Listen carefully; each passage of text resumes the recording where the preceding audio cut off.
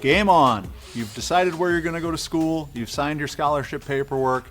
It's time for you to get ready to be a freshman in college. You've worked really hard through this whole recruiting process.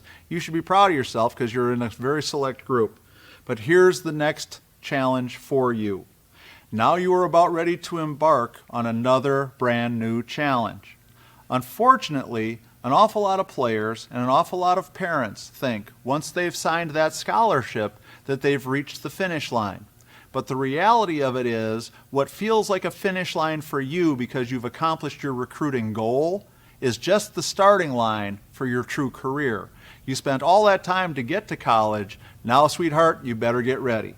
The unfortunate reality of it is, many players, once they sign that college scholarship paperwork, decide that it's time for them to take a break. It's time for them to take a vacation. It's time for them to rest up a little bit. It's okay for them to take time off, and nothing could be further from the truth. If you are going to be a college freshman this fall, no matter when you know for sure that that's going to happen, you need to put your nose to the grindstone and get to work because you've got a lot of work to do.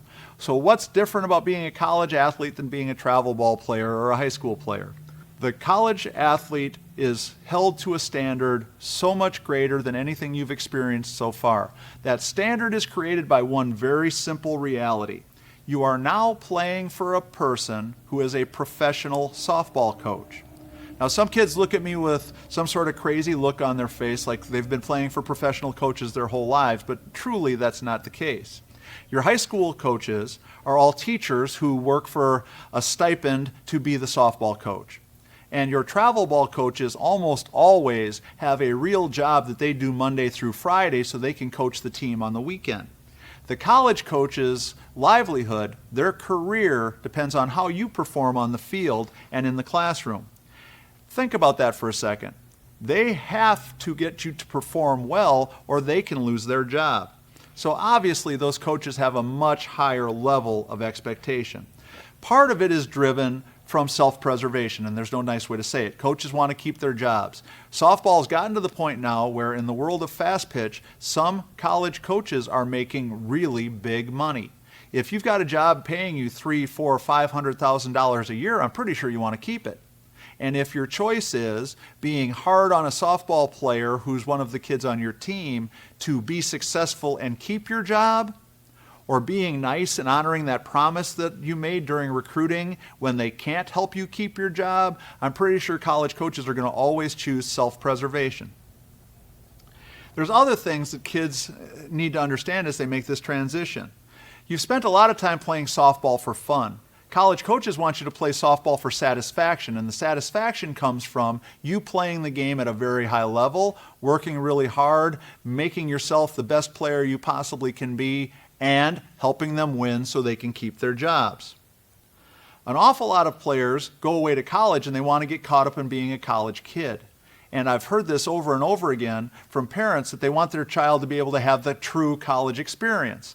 Well, that's fine, but think about it this way. Do you really think it's fair to ask a college coach to pay for your child's true college experience when that true college experience could cost them their job? It's crazy. And so you have to understand that the idea of playing for a professional coach is going to hold you to a really high standard. You are going to have rules that your friends do not have. You're going to have expectations that your classmates do not have. You're going to be held to a standard and have many, many obligations that the other people you hang around with on campus do not have.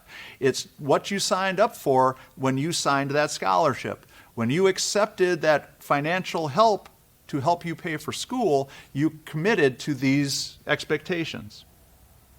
So things that you have to expect are pretty simple. It's much tougher competition for playing time.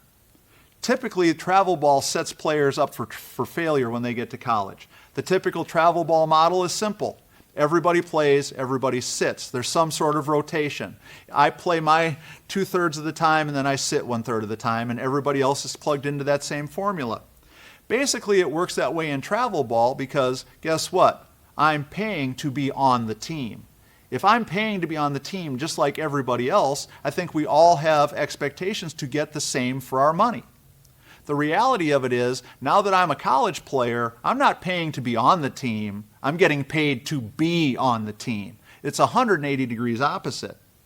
And so you have to understand that that means playing time is never going to be allocated by some sort of rotation or some sort of system that just allows you to play just because you're cute or just because we like you or just because it's your turn.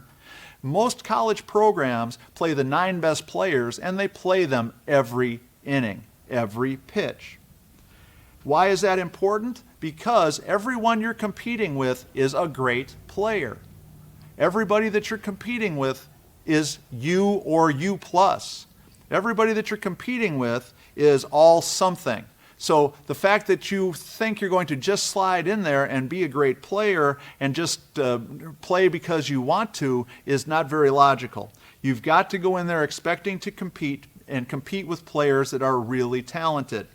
One of the other traps that players fall into all the time is thinking that because they've been working harder than most of the players they're around, that that's going to be true where they're at now. But the truth of it is that many of those players you're now competing with are not only working just as hard as you ever have, they're working harder than you. And in a lot of cases, they're older than you and more experienced than you. So you've got to make up your mind that it's going to be super tough competition. Can you win a spot as a freshman? Of course you can. But the key word there is win. You're not going to get anything for free. I love this picture because it shows Florida celebrating their national championship from a couple of years ago, but it just kind of put it into perspective. I'm sure that every one of those players is by far the best player on the high school team they came from, and probably the best player on the travel ball team they came from. How do you prepare to be a college athlete? You got to get ready for a couple of more things. The workload is much greater. In college, you're going to practice and play 132 days out of the school year. Basically, that means all of spring semester and about half of the fall semester are dedicated to team practice. That's going to be 3 to 4 hours every day, and it's going to be hard, competitive, grinding work. You're also going to be in the weight room 2 or 3 or 4 times per week. And again, that's going to depend on the coach that you're playing for, but the bottom line is stronger is always better. So being in the weight room is something that you can count on. If you're not familiar with that, I think you want to get used to that. Conditioning, you're going to be doing conditioning work 2 or 3 or 4 days a week, again, depending upon your coach. Why? Because faster is always better. Stronger and faster makes you a better player. You're going to have academic responsibilities that are going to be designed to help keep you eligible. So you can count on study table or study hall. And that's guaranteed if you're a freshman. Doesn't matter how strong of a student you were, you're going to be doing some sort of study hall, and they're going to be working to give you structure. You probably will have academic meetings and check-ins and things like that. You're also going to have a much more demanding schedule. Now, one of the things I think that's always funny is talking to players who play on some travel teams, and they'll hear that in college they're going to play 56 regular season games, and they laugh at that like it's nothing. But that's 56 real 7-inning games. It's none of these hour and 10-minute time limit games. Those are real grinders. You're out there fighting and scratching and clawing for an entire game. It's probably going to be 2.5 hours. But it's still only 56 games. But on top of that, you're going to be getting in a bus and driving for 4 or 5 or 6 or 7 or 8 hours sometimes to go and play. The opportunities to play close to home exist for some schools, but for others not. You're going to have a lot of travel, you're going to have a lot of missed class time, and again, that makes your schedule even that much more demanding. So you're going to have practice, you're going to have weight room, you're going to have conditioning, you're going to have study table. Oh, and by the way, when you're not in formal team practice, you're going to be in your 2-on-1s or 4-on-1s where you're working on your skills the other days during the school year. Here's a slide I love. Tennessee did boot camp with some Navy SEALs a couple of years ago. There were still videos of it on YouTube if you want to see what college softball really looks like. The best part of this story that I can tell you is there's one girl on that team that did not know how to swim. And one of the challenges was they threw all 20 girls in the deep end of the pool. The fact that she didn't know how to swim was not an excuse. And the challenge was they had one hooded sweatshirt that had to be on and off of every player on the team. Well, the trick to it was the only way you can get in and out of that wet hooded sweatshirt in the pool is to dive under the water, take the sweatshirt off, and come back up. How do you think the girl who didn't even know how to swim, who was counting on her teammates to keep her alive, felt about that day. Now, I think it was one of the coolest things I've ever seen because she got through it and they became a stronger team because of it. But those are the kinds of things we're talking about a much different level of expectation. You also need to start to prepare academically. Whatever your workload has been in high school, your college workload is going to be greater, partly because of your athletic career. You're going to be very busy being a softball player, but you're also going to be very busy with school. The thing about the college schedule that's so challenging for most of you is it's not regimented like your high school schedule is. You don't have built-in study hall time. A bell doesn't ring every 53 minutes to tell you where you're supposed to go next. If you've got an 8 o'clock class, guess what? You've got to get yourself out of bed. Nobody's going to check on you to make sure that you're doing those kinds of things. And you've got to get to class and get your work done. So if you have a weakness, now's the time to start working on it. If you already know you're weak at something while you're in high school, now's the time to get ahead of it. If you need to work on your study skills, if you've got a subject area that you're weak in, start working on it. If you're one of those people that doesn't like reading, I guarantee you're going to be reading a lot in college. Prepare yourself for it. If nothing else, start reading for fun a little bit now so you get used to reading every day. And you have to learn how to write a real sentence. This thing that you're all so used to is killing your brain cells, kids.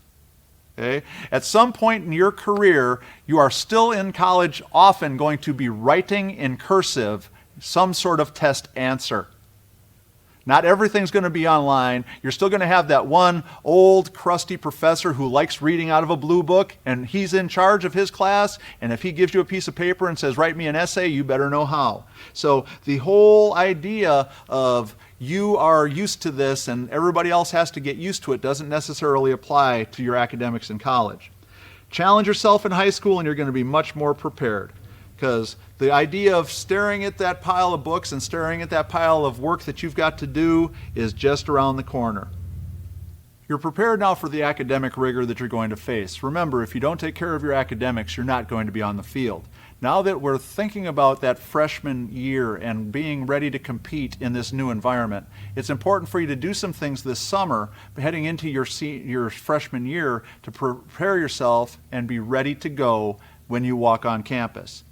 Many players make the mistake of thinking that this summer is a summer off, that they get to go on vacation, they get to go to the beach, they get to do all the things that they missed out on by playing travel ball and earning the scholarship. It's the worst mistake you can possibly make throughout this entire process. You have to play heading into your freshman year. You need to stay competitive, you need to be out on the field, you need to be competing to stay sharp. You need to work out. Chances are your college coach is going to send you a summer workout program for the summer heading into your freshman year.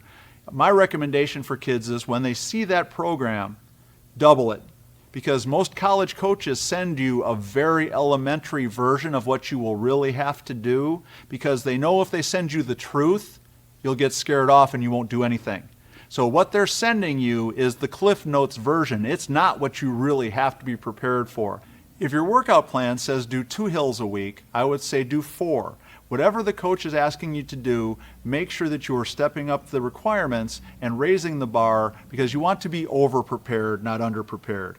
If they have you doing any kind of running, make sure you understand what those runs are. I had a player several years ago that was looking at this workout and it said 800-meter run. She thought that meant jog 2 laps. What it really meant was run 2 laps for the fastest time you can. You can imagine the shock and despair that hit her when she got to workouts and thought that she was truly prepared and wasn't. The other thing that I would tell you is make sure that you're talking to your coach, asking specific questions to make sure that you are prepared. If you have any doubts, go above and beyond. If you're not 100% sure, push yourself a little bit further. You'll be much happier if you're the fittest freshman versus the fattest freshman. And you'll be much happier if you're a freshman who can keep up with the upperclassmen who know the expectations and know the rigor. You'll be making a very strong impression on your teammates. So feel confident you've prepared yourself, work hard, go in the best shape of your life, go in having played at a very high level and having worked on your game. Surviving the first year is a challenge for every player and every family. One of the things that happens, and happens quite often, is this culture shock of being a college freshman can be overwhelming.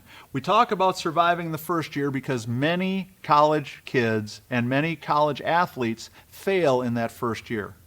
The failure rate is very high, partly because players and students do not prepare themselves for what's coming up. And secondly, some of that failure is tied to some other things that contribute to it. The number one thing that's going to contribute to it is really simple. It happened to all of us when we went away for that first sleepover when we were a little kid. It happened to us the first time we went away for a weekend camp. For some of us, it happened the first time we stayed over at a friend's house. Whenever it happened, everybody's been homesick. The reality of it is every college freshman's going to get homesick. Mom, Dad, get used to it. How this plays out is going to depend on how you react to it at least as much as how your child reacts to it. Everybody needs to prepare for this because it's going to happen. The phone's going to ring, you're going to answer it, and you're going to hear some sort of combination of tears, sobs, crying, begging, whining, complaining, all of the above. As a parent, you need to be prepared for it because your first instinct's going to be, oh baby, that's okay, come on home. Oh, that's okay, you just come on home. And what you need to be ready to do is be tough enough and be strong enough to let your child know that you love them, you support them, but nobody's ever died of homesick. As long as they understand that you are going to expect them to stick it out, grind it out, and make it work, they're going to do some things that are going to help that happen.